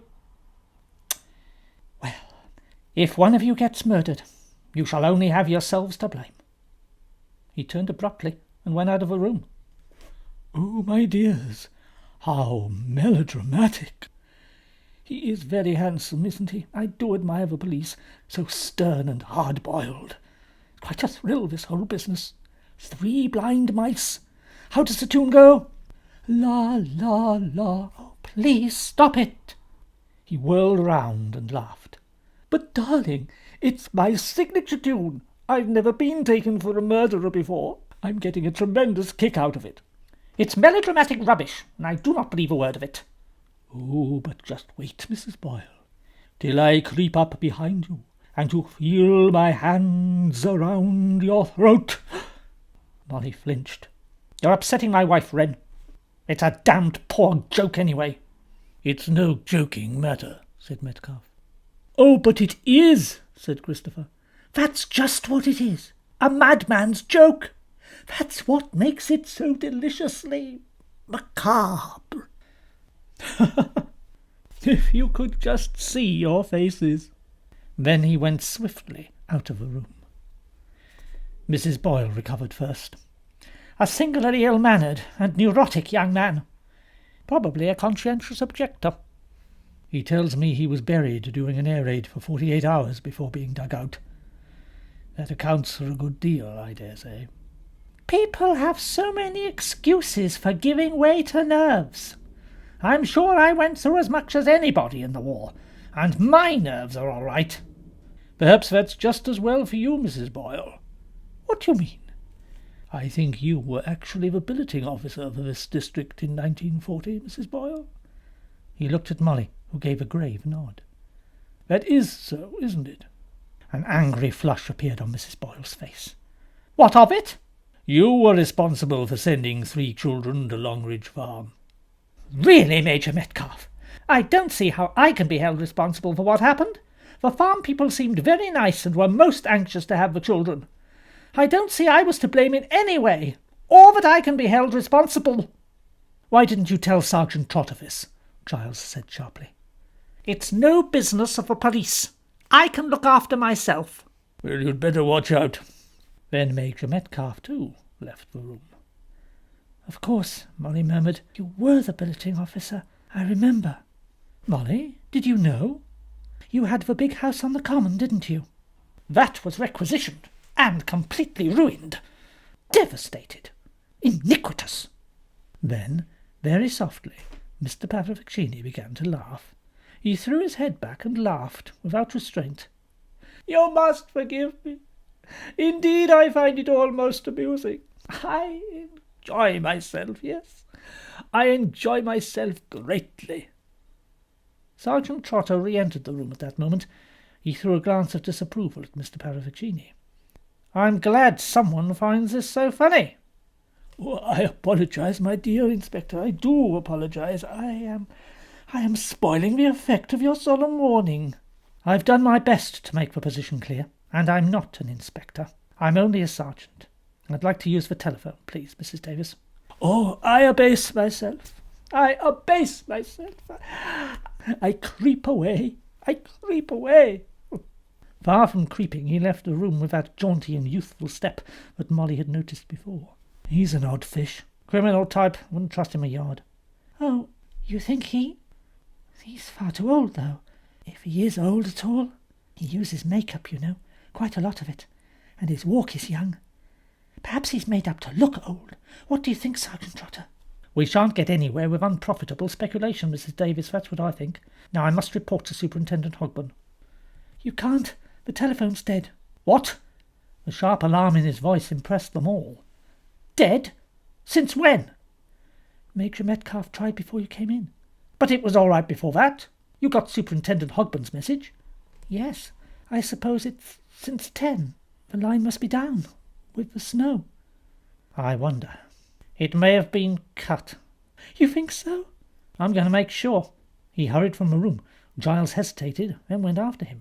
Oh, good heavens, it's nearly lunchtime. I must go. We'll have nothing to eat. As she rushed from the room, Mrs. Boyle murmured, Incompetent chit. What a place. I shan't pay 7 guineas for this kind of thing. Can I help you, Sergeant Trotter? Is there an extension, sir? Yes, upstairs in our bedroom. Shall I go and see? If you please. Trotter opened the window and leaned out, brushing snow from the sill. Giles hurried upstairs. Mr. Paravaccini was in the big drawing-room. He went across to the grand piano and opened it. Sitting on the music stool, he picked out a tune softly with one finger. Christopher Wren was in his bedroom. He moved about it, whistling briskly. Suddenly the whistle wavered and died. He sat down on the edge of the bed. He buried his face in his hands, and he began to sob. He murmured childishly, Can't go on. I can't go on. Then his mood changed. He squared his shoulders and stood up. I've got to go on. I've got to go through with it. Giles stood by the telephone in his and Molly's room. He bent down towards the skirting. One of Molly's gloves lay there. He picked it up. A pink bus ticket dropped out. Giles stood looking down at it as it fluttered to the ground. Watching it, his face changed. It might have been a different man who walked slowly, as though in a dream, to the door, opened it, and stood a moment peering along the corridor towards the head of the stairs. Molly finished the potatoes and threw them in the pot. Then she set the pot on the fire. She glanced at the oven. Everything was all set, going to plan. On the kitchen table was the 2-day-old copy of the Evening Standard. She frowned as she looked at it. If she could only just remember. Suddenly her hands went up to her eyes. Oh, no! Oh, no! Suddenly she took her hands away. She looked around the kitchen like someone looking at a strange place, so warm and comfortable and spacious, with its faint, savoury smell of cooking. She moved slowly, like a sleepwalker, toward the door into the hall. She opened it. The house was silent, except for someone whistling. Molly shivered and retreated. She waited a minute or two, glancing around the familiar kitchen. Yes, everything was in order and progressing. She went once more towards the kitchen door. Major Metcalf came quietly down the back stairs. He waited a moment or two in the hall. Then he opened the big cupboard under the stairs and peered in. Everything seemed quiet. Nobody about. As good a time as any to do what he'd set out to do. Mrs. Boyle in the library turned the knobs of the radio with some irritation. Her first attempt had brought her into the middle of a talk on the origin and significance of nursery rhymes, the last thing she wanted to hear. Twirling impatiently, she was informed by a cultured voice. The psychology of fear must be thoroughly understood. Say you are alone in a room. A door opens softly behind you. A door did open. Mrs. Boyle, with a violent start, turned sharply. Oh, it's you! Idiotic programs they have on this thing. I can't find anything worth listening to. The person told her that they wouldn't bother to listen. What else is there to do? Shut up in a house with a possible murderer? Not that I believe that melodramatic story for a moment. The person before her smiled. Don't you, Mrs. Boyle? They said. Why, what do you mean? The belt of the raincoat was slipped round her neck so quickly that she hardly realized its significance. The knob of the radio amplifier was turned higher. The lecturer on the psychology of fear shouted his learned remarks into the room and drowned what incidental noises there were attendant on Mrs. Boyle's demise. But there wasn't much noise. The killer was too expert for that. Such as mounting an aggressive response or fleeing the threat. They were all huddled in the kitchen. On the gas cooker the potatoes bubbled merrily. The savoury smell from the oven of steak and kidney pie was stronger than ever. 4 shaken people stared at each other. The 5th, Molly, white and shivering, sipped at the glass of whisky that the 6th, Sergeant Trotter, had forced her to drink. Sergeant Trotter himself, his face set and angry, looked round at the assembled people. Just 5 minutes had elapsed since Molly's terrified screams had brought him and the others racing to the library. She'd only just been killed when you got to her, Mrs. Davis. Are you sure you didn't see or hear anybody as you came across the hall? Whistling. I heard whistling. That was earlier.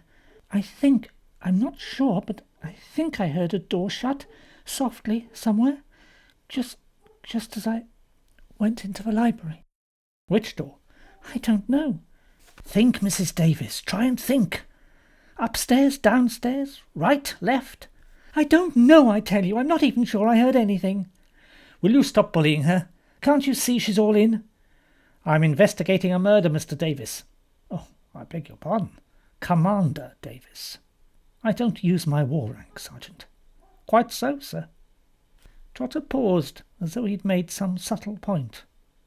As I say, I'm investigating a murder. Up to now, nobody's taken it seriously. Mrs. Boyle didn't. She held out on me with information. You've all held out on me. Well, Mrs. Boyle is dead, and unless we get to the bottom of this, quickly mind, there may well be another death.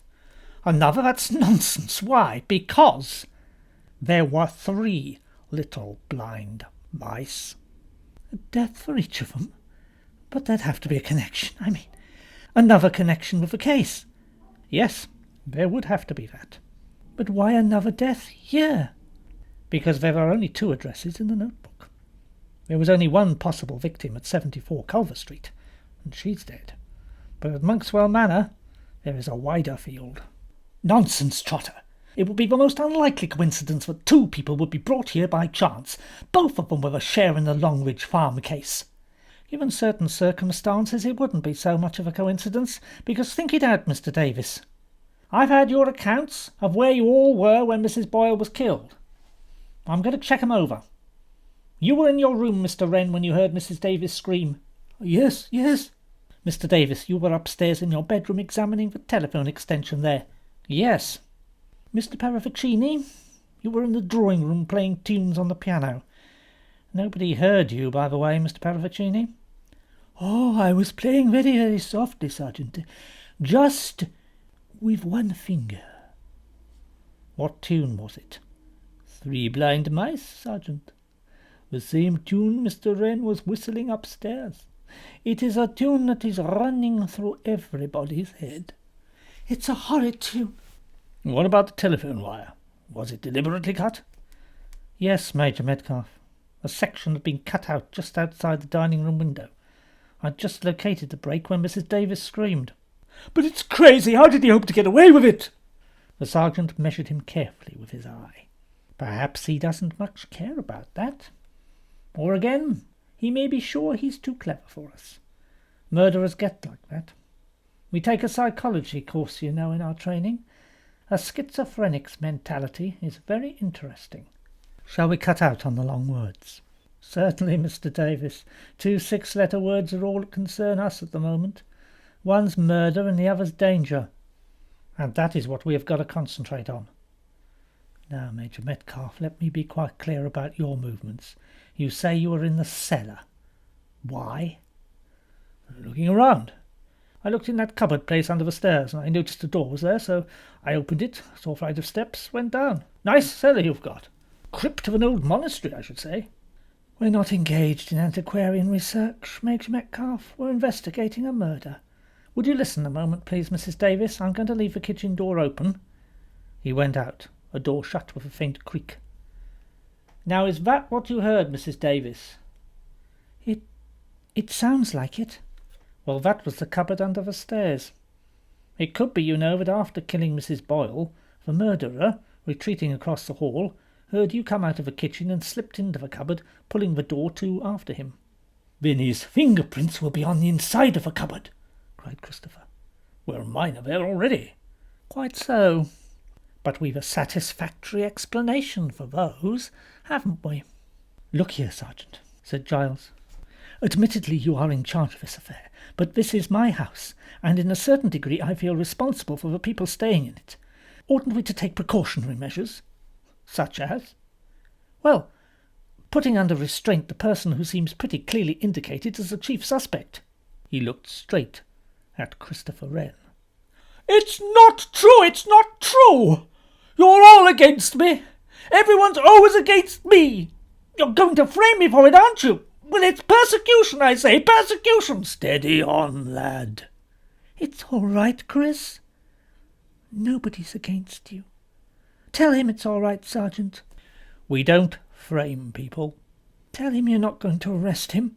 I'm not going to arrest anyone, because to do that I need evidence, and there is none at present. I think you're crazy, Molly, and you too, Sergeant. There's only one person who fits the bill, and wait, Giles, wait. Do be quiet, Sergeant. Could I speak for a moment? In private? I'm staying. No, Giles. You leave too, please. Now, look, Molly, I don't know what's come over you, but please, Giles. He followed the others out of the room, banging the door behind him. Yes, Mrs. Davis. What is it? When you told us about the Longridge Farm case, you seemed to think that it must be the eldest boy who is responsible for all this. But you don't know that. Well, that's perfectly true, Mrs. Davis. But the probabilities lie that way. Mental instability, desertion from the army, psychiatrist's report. Oh, I know, and therefore it seems to point to Christopher. But I don't believe it is Christopher. There must be other possibilities. Hadn't those three children's relations? Parents, for instance? Yes. The mother was dead. The father was serving abroad. Well, what about him? Where's he now? We've no information. He obtained his demobilisation papers last year. Well, if the son was mentally unstable, the father may well be too. It's possible. So the murderer may be middle-aged or old. Major Metcalfe, remember, was frightfully upset when I told him the police had rung up. He really was. Please believe me, Mrs. Davis. I've had all the possibilities in mind since the beginning. The boy, Jim, the father, even the sister. It could be a woman, you know. I haven't overlooked anything. I may be pretty sure in my own mind, but I do not yet know. And it's very hard really to know about anything or anyone, especially these days. You'd be surprised what we see in the police force, with marriages especially. Hasty marriages, war marriages. Because there's no background, you see. No families or relations to meet. So people accept each other's word. Fella says, I'm a fighter pilot or an army major, and the girl believes him. Sometimes she doesn't find out for a year or two, and he's an absconding bank clerk with a wife and family, or an army deserter. I know quite well what's in your mind, Mrs. Davis, and there is just one thing I would like to say to you. The murderer is enjoying himself. That's one thing I'm quite sure of. He turned towards the door, and Molly stood very straight and still, a red flush burning in her cheeks. After standing rigid for a moment or two, she moved slowly towards the stove, knelt down, and opened the oven door. A savoury, familiar smell came towards her. Her heart lightened. It was as though suddenly she'd been wafted back into the dear, familiar world of everyday things. Cooking, housework, homemaking, ordinary, prosaic living. So, from time immemorial, had women cooked food for their men. The world of danger, of madness receded. Woman in her kitchen was safe, eternally safe. The kitchen door opened, She turned her head as Christopher Wren entered. He was a little breathless. "My dear, such ructions! Somebody's stolen the sergeant's skis." "The sergeant's skis? Why would anyone do that?" "I can't imagine. I mean, if the sergeant decided to go away and leave, I would imagine everyone would be very pleased, especially the murderer." "It doesn't make sense, does it? Giles put them in the cupboard under the stairs." "Well, they're not there now. Intriguing, isn't it? The sergeant's awfully angry about it. He's snapping like a turtle. He's been pitching into poor Major Metcalfe. The old boy sticks to it. He didn't notice whether they were there or not when he looked in the cupboard just before Mrs. Boyle was murdered. Trotter says he must have noticed. If you ask me, this business is beginning to get Trotter down." "It's getting us all down." "Not me. I find it most stimulating. It's all delightfully unreal." "You shouldn't say that. If you'd been the one to find her. I keep thinking of it. I can't forget her face, all swollen and purple." "Oh, my dear, I am an idiot. I'm so sorry. I didn't think." "It seemed all right just now, cooking, in the kitchen. And suddenly it was all back again like a nightmare." "Yes, I see. Well, I'd better clear out and not interrupt you." "Oh, don't go." Do you really mean that?" "Mean what?" "You definitely don't want me to go?" "No, I don't want to be alone. I'm afraid to be alone." Christopher sat down by the table. Molly bent to the oven and lifted the pie to a higher shelf. She shut the oven door and came and joined him. "It's very interesting." "What?" "You're not afraid to be alone with me. You're not, are you?" "No, I'm not." "Why aren't you afraid, Molly?" "I don't know. I'm just not." "And yet I'm the only person who fits the bill. One murderer as per schedule." "No, there are other possibilities. I've been talking to the sergeant about them." "Did he agree with you?" "He didn't disagree." "I know exactly what's on your mind, Mrs. Davis." "But did he? Could he possibly know? He said, too, the murderer was enjoying himself. Was that true?" "You're not really enjoying yourself, are you? In spite of what you said just now?" "Enjoying? Good God, no. What a very odd thing to say." "Sergeant Trotter said it. I hate that man. He puts things in your head, things that aren't true. It can't possibly be true." She put her hands to her head, covering her eyes with them. Very gently Christopher took those hands away. "Look here, Molly. What is all this?" She let him force her gently into a chair by the kitchen table. His manner was no longer hysterical or childish. "What's the matter, Molly?" Molly looked at him, a long, appraising glance. She asked irrelevantly, "How long have I known you, Christopher? 2 days?" "Just about. You're thinking, aren't you, that for it's such a short time we seem to know each other rather well?" "Yes. It's odd, isn't it?" "Well, I don't know. There's a kind of sympathy between us, possibly because we've both been up against it." It was not a question. It was a statement. Molly let it pass. She said very quietly, and again it was a statement rather than a question, "Your name isn't really Christopher Wren, is it?" "No." "Why did you choose that?" "It seemed a rather pleasant whimsy. They used to jeer at me and call me Christopher Robin at school. Robin, Wren, association of ideas, I suppose." "What's your real name?" "Well, I don't think we'll go into that. It wouldn't mean anything to you. I'm not an architect. Actually, I'm a deserter from the army."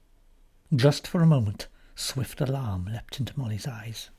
"Yes, just like our unknown murderer. I told you I was the only one the specification fitted." "Oh, don't be stupid. I told you I didn't believe you were the murderer. Go on. Tell me about yourself. What made you desert? Nerves?" "Being afraid, you mean?" "Curiously enough, no. I wasn't afraid. Well, no more than anyone. I got a reputation for being rather cool under fire, funnily enough. No, it was something quite different. It was my mother." "Your mother?"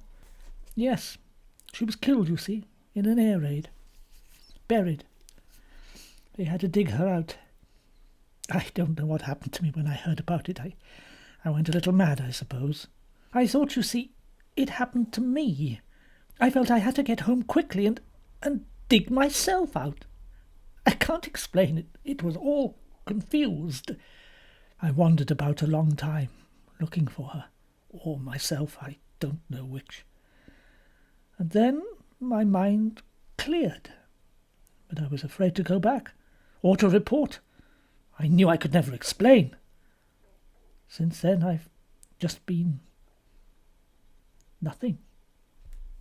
He stared at her, his young face hollow with despair. You mustn't feel like that. You can start again. Can one ever do that? Of course. You're quite young. Yes, but you see, I've come to the end. No, you have not. You only think you have. I believe everyone feels like that at least once in their lives, that it's the end and they can't go on. You've had it, haven't you, Molly? You must have, to be able to speak like that. Yes. What was yours? Mine was just what happened to a lot of people. I was engaged to a young fighter pilot, and he was killed. Wasn't there more to it than that? Suppose. I had a nasty shock when I was younger. I came up against something rather cruel and beastly, and it predisposed me to think that life was always horrible. And then when Jack was killed, that just confirmed my belief the whole world was cruel and treacherous. And then, I suppose, Giles came along. Yes. He saw the smile, tender, almost shy, that trembled on her mouth. Giles came. Everything felt right and safe and happy. With Giles. Then the smile fled from her lips. Her face was suddenly stricken. She shivered as though cold. What's the matter, Molly? What's frightening you? Because you are frightened, aren't you? Something to do with Giles?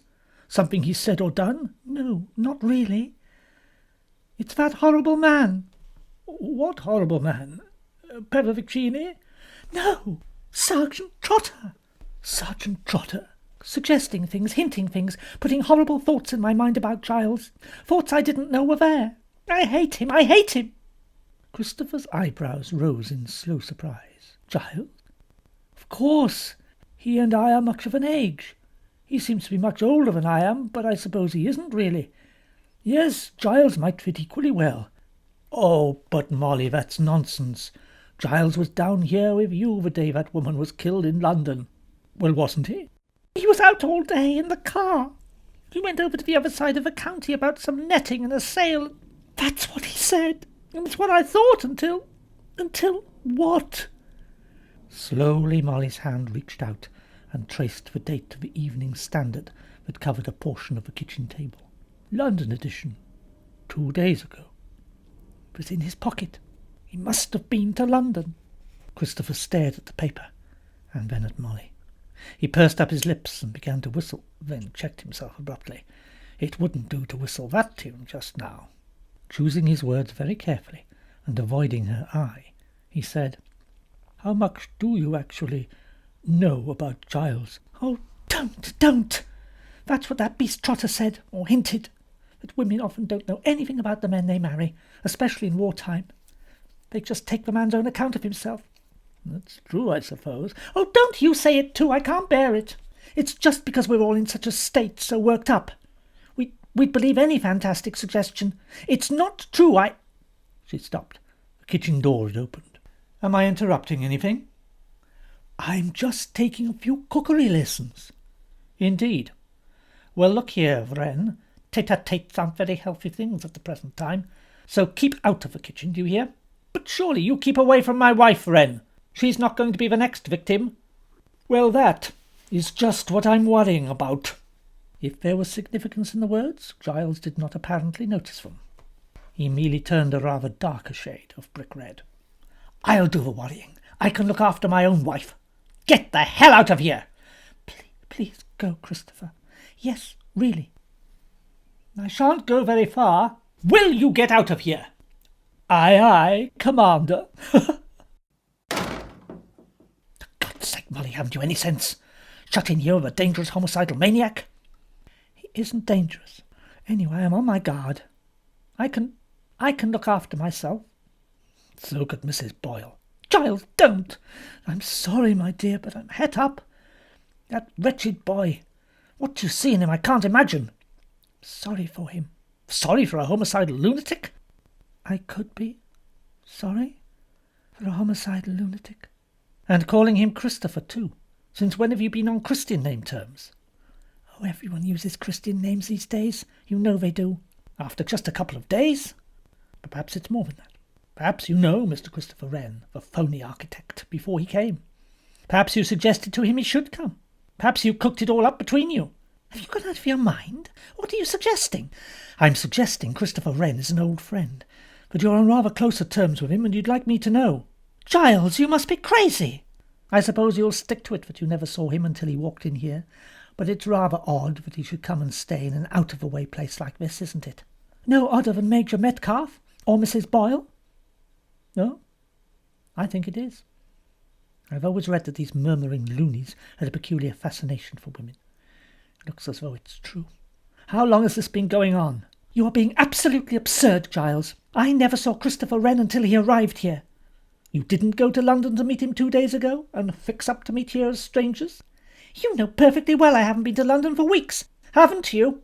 That's interesting. He fished a fur-lined glove out of his pocket and held it out. That's one of the gloves you were wearing the day before yesterday.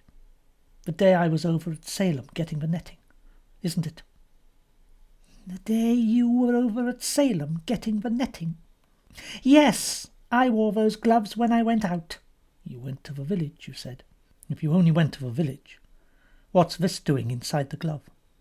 He held out the pink bus ticket. You went to London. All right. I went to London. To meet this chap Christopher Wren? No, not to meet Christopher. Then why did you go? Just at the moment, Giles. I'm not going to tell you. Meaning you're going to give yourself time to think up a good story. I think. I hate you. I don't hate you. I almost wish I did. But I feel I don't know you anymore. I don't know anything about you. Well, I feel the same. Just a stranger. A man who lies to me. When have I ever lied to you? Do you think I believed that story of yours about the netting? You were in London that day too. I suppose you saw me there. You didn't trust me enough. Trust you? I'll never trust you again. Anyone, ever. Neither of them noticed the soft opening of the kitchen door. So embarrassing.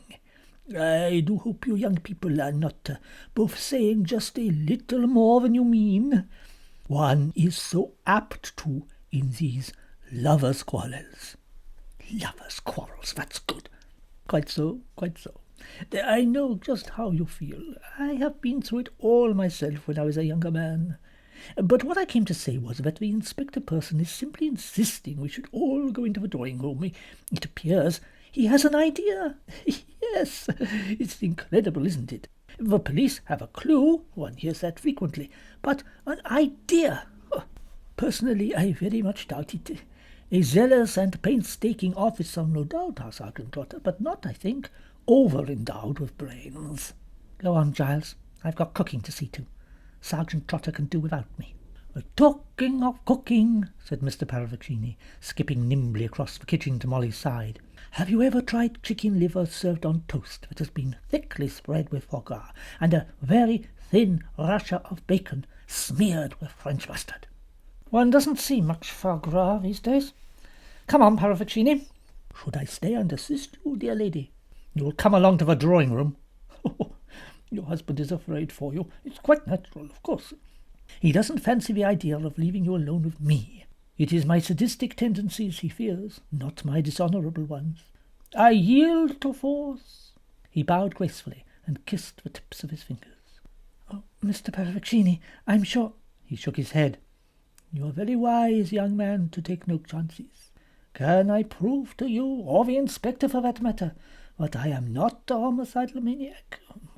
No, I cannot, because negatives are difficult things to prove. Da, da, da. Please, Mr. Paravaccini, not that horrible tune. Oh, so it was. It's got into my head. Now I come to think of it, it is gruesome, isn't it, that little rhyme? Not nice at all. But children, you know, they like gruesome things. You may have noticed it. That rhyme is very English, the bucolic, cruel English countryside. She cut off their tails with a carving knife. Of course, a child would love that.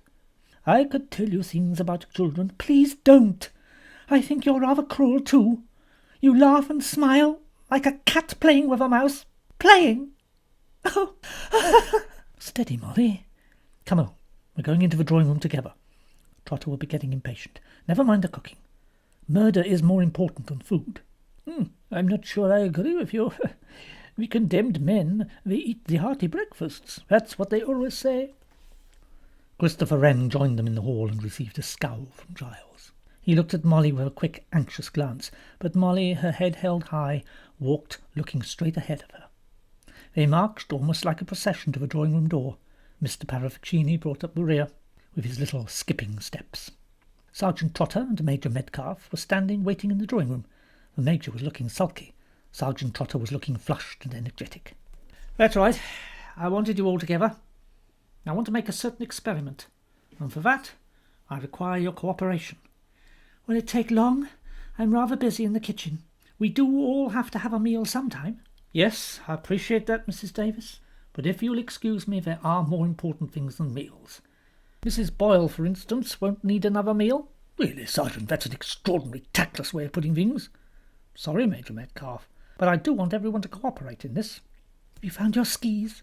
No, I have not, Mrs. Davis, but I may say I have a very shrewd suspicion who took them, and of why. I won't say more at present. Oh, good, please don't. I always think explanations should be kept to the end, like the exciting last chapter in a book. This isn't a game, sir. No? Oh, I think you're wrong. I think it is a game. To somebody. The murderer is enjoying himself. Sorry, I'm only quoting what Sergeant Trotter said to me. He did not look too pleased. It's all very well, Mr. Parravicini, mentioning last chapters and speaking as though this were a mystery thriller. But it's real. It's happening. So long as it doesn't happen to me. Christopher Wren fingered his neck meaningfully. Now then, said Major Metcalfe, none of that, young fellow. The sergeant here is going to tell us just what he wants us to do. I took certain statements from you a short time ago. Those statements related to your positions at the time when the murder of Mrs. Boyle occurred. Mr. Wren and Mr. Davis were in their separate bedrooms. Mrs. Davis was in the kitchen. Major Metcalfe was in the cellar. Mr. Parravicini was here, in this room. Those are the statements you made. I have no means of checking them. They may or may not be true. Quite clearly, 4 of those statements are true, but one of them is false. Which one? He looked from face to face. 4 of you are speaking the truth. 1 is lying. I have a plan that may help me discover the liar, and if I discover that one of you lied to me, then I know who the murderer is. Not necessarily, said Giles sharply. Someone might have lied for another reason. I rather doubt it, Mr. Davis. Well, what is the idea, man? You've no means of checking the statements? No. But supposing everyone was to go through those movements a second time? Oh, reconstruction of a crime? That's a foreign idea. Not a reconstruction of a crime, Major Metcalfe. A reconstruction of the movements of apparently innocent people. What do you expect to learn from that? Forgive me if I do not make that clear just at the moment. You want a repeat performance? More or less, Mrs. Davis. It's a trap, thought Molly. It's a trap, but I don't see how. You might have thought that there were 5 guilty people in that room, instead of 1 guilty and 4 innocent ones. One and all cast doubtful sideways glances at the assured, smiling young man who proposed this innocent-sounding manoeuvre. But I simply don't see. What can you possibly hope to find out just by making people do the same thing they did before? It's nonsense. No, Mr. Wren, it is not. Well, of course, whatever you say goes, Sergeant. We'll cooperate. Are we all to do exactly what we did before? The same actions will be performed, yes. Mr. Parravicini has told us he sat at the piano and played a certain tune. Perhaps, Mr. Parravicini, would kindly show us what you did do. Certainly. He skipped across the room to the piano and settled himself on the stool. The maestro at the piano will play the signature tune, to a murder. He's enjoying himself. Thank you, Mr. Parravicini. That, I take it, is exactly how you played the tune on the former occasion. Yes, 3 times, Sergeant. Do you play the piano, Mrs. Davis? Yes, Sergeant. Could you pick out the tune as Mr. Parravicini did, playing it exactly the same? Well, certainly I could. Then please do so. Be ready at the piano when I give the signal. But, Sergeant, I thought we were to repeat our former roles. I was at the piano here. The same actions will be performed as on the former occasion, but they will not necessarily be performed by the same people. I don't see the point of that. Well, there is a point, Mr. Davis. It's a means of checking up on the original statements, and I may say of one statement in particular. Now then, please, I will assign you your various stations. Mrs. Davis will be here at the piano. Mr. Wren, would you kindly go to the kitchen? Keep an eye on Mrs. Davis's dinner for her. Mr. Parravicini, please go to Mr. Wren's bedroom. There you can exercise your musical talents by whistling 3 blind mice, just as he did. Major Metcalf, will you go up to Mr. Davis's bedroom and examine the telephone there? And you, Mr. Davis, will you look into the cupboard in the hall and then go down to the cellar? There was a moment's silence. Then 4 people moved slowly towards the door. Trotter followed them. He looked over his shoulder. Count up to 50 and then begin to play, Mrs. Davis. He followed the others out. Before the door was closed, Molly heard Mr. Parravicini's voice say shrilly, "Well, I never knew the police were so fond of parlour games." 48, 49, 50. Obediently, the counting finished, Molly began to play. Again the soft, cruel little tune crept out into the big, echoing room. 3 blind mice, see how they run. Molly felt her heart beating faster and faster. As Parravicini had said, it was a strangely haunting and gruesome little rhyme. It had that childish incomprehension of pity which is so terrifying if met with in an adult. Very faintly from upstairs she could hear the same tune being whistled in the bedroom above. Parravicini enacting the part of Christopher Wren. Suddenly, next door, the wireless went on in the library. Sergeant Trotter must have set that going. He himself then was playing the part of Mrs. Boyle. But why? What was the point of it all? Where was the trap? For there was a trap, of that she was certain. A draught of cold air blew across the back of her neck. She turned her head sharply. Surely the door had opened. Someone had come into the room. No, the room was empty. Suddenly she felt nervous, afraid. If someone should come in, supposing Mr. Parravicini would skip around that door, come skipping over to her, his long fingers twitching and twisting.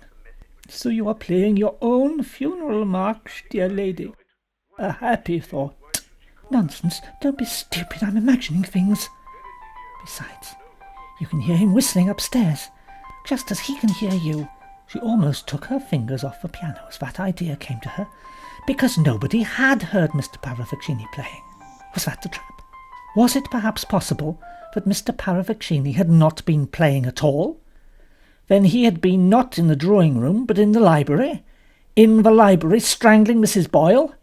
He'd been annoyed, very annoyed, when Trotter had arranged for her to play. He had laid stress on the softness with which he had picked out the tune. Well, of course he had, in the hopes that it would be too soft to be heard outside the room, because if anyone heard it this time who hadn't heard it last time, why then Trotter would have got what he wanted, the person who had lied. The door of the drawing-room opened. Molly, strung up to expect Parravicini, nearly screamed. It was only Sergeant Trotter who entered, just as she finished the 3rd repetition of the tune. "Thank you, Mrs. Davis." He was looking extremely pleased with himself.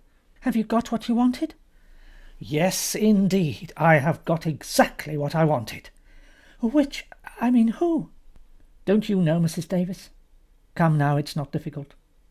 By the way, you've been, if I may say so, extraordinarily foolish. You've left me hunting about for the 3rd victim, and as a result you've been in serious danger." "Me? I don't know what you mean." "I mean you haven't been honest with me, Mrs. Davis. You held out on me, just as Mrs. Boyle held out on me." "I don't understand." "Yes, you do. Why, when I first mentioned the Longridge Farm case, you knew all about it. Yes, you did. You were upset, and it was you who confirmed Mrs. Boyle was the billeting officer. Both you and she came from these parts. So when I began to speculate who the third victim was likely to be, I plumped at once for you. You've shown first-hand knowledge of the Longridge Farm business. We policemen aren't quite as dumb as we look, you know. You don't understand. I didn't want to remember. I can understand that. Your maiden name was Wainwright, was it? Yes. And you're perhaps a little older than you pretend to be. In 1940, when this happened, you were the school teacher at Abbey Vale School. No! But you were, Mrs. Davis. I wasn't, I tell you. The child who died managed to get a letter posted to you. He stole a stamp. The letter begged for help. Help from his kind teacher. It's a teacher's business to find out why a child doesn't come to school. You didn't find out. You ignored the poor little devil's letter. Oh, stop! It's my sister you're talking about. She was the schoolmistress, and she did not ignore the letter. She was ill. She had pneumonia. She never saw the letter until after the child was dead. It upset her dreadfully, dreadfully. She was a terribly sensitive person. It wasn't her fault. It's because she took it to heart so dreadfully that I've never been able to hear anything about it.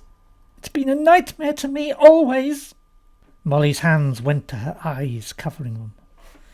When she took them away, Trotter was staring at her. So it was your sister. Well, after all, doesn't much matter, does it? Your sister, my brother. He took something out of his pocket. He was smiling now, happily. Molly stared at the object he held. I always thought the police didn't carry revolvers. The police don't. But I'm not the police, Mrs. Davis. I'm Jim. I'm Georgie's brother. You thought I was a policeman because I rang up from the call box in the village, said Sergeant Trotter was on the way. Then I cut the telephone wire outside the house when I got here, so that you wouldn't be able to ring back to the police station. The revolver was pointing at her now. Don't move, Mrs. Davis, and don't scream, or I shall pull the trigger at once. He was still smiling. It was, Molly realized with horror, a child's smile. And his voice, when he spoke, was becoming a child's voice. Yes, I'm Georgie's brother. George died at Longridge Farm. That nasty woman sent us there. And the farmer's wife was cruel to us, and you wouldn't help us. 3 little blind mice. I said then I'd kill you when I grew up, and I meant it. I've thought of it ever since. They bothered me a lot in the army. That doctor kept asking me questions. I had to get away. I was afraid they'd stop me doing it, you see. But now I'm grown up. Grown-ups can do what they like. Molly pulled herself together. Talk to him, she said to herself. Distract his mind. But Jim, listen. You'll never get safely away. Somebody's hidden my skis. I can't find them. I dare say it'll be all right, though. It's your husband's revolver. I took it from the drawer. I dare say they'll think he shot you. Anyway, I don't much care, because it's been such fun, all of it. I love pretending. That woman in London. Her face when she recognised me. That stupid woman this morning.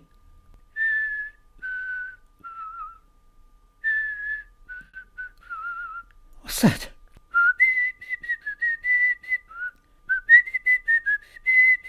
Stop it! Down, Mrs. Davis!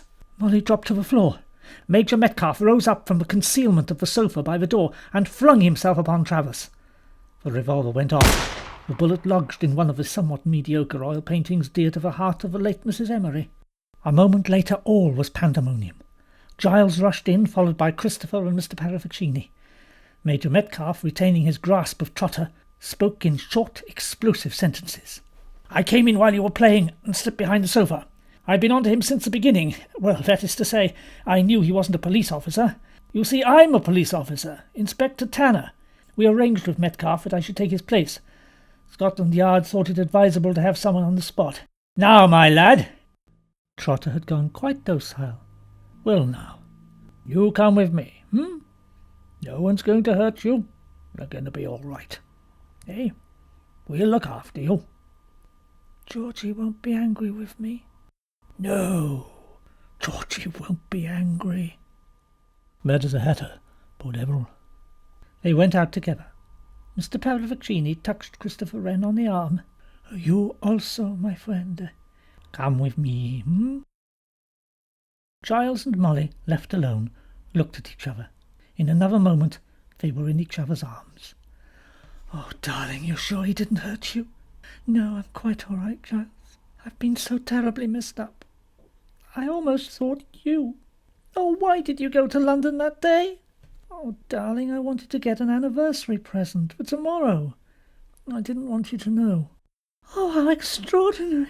I went to London to get you a present and I didn't want you to know. I was insanely jealous of that neurotic ass. I must have been mad. Oh, forgive me, darling. What sillies we've been. I am interrupting the reconciliation. Oh, it's such a charming scene. But alas, I must bid you adieu. The police jeep, it has managed to get through. I shall persuade them to take me with them. You see, my dear, I may have a few embarrassments in the near future, but I am confident I can arrange matters. And if you should receive a case with a goose, say, a turkey, some tins of foie gras, a ham, some nylon stockings, yes, well, you understand it is with my compliments to a very charming lady. Mr. Davies, my cheque is on the hall table. He kissed Molly's hand and skipped to the door. Nylons? Who is he? Santa Claus? Black market style, I suspect. Christopher Wren poked a diffident head in. My dears, I hope I'm not intruding, but there is a terrible smell of burning from the kitchen. Ought I to do something about it? Oh, my pie! Molly fled from the room.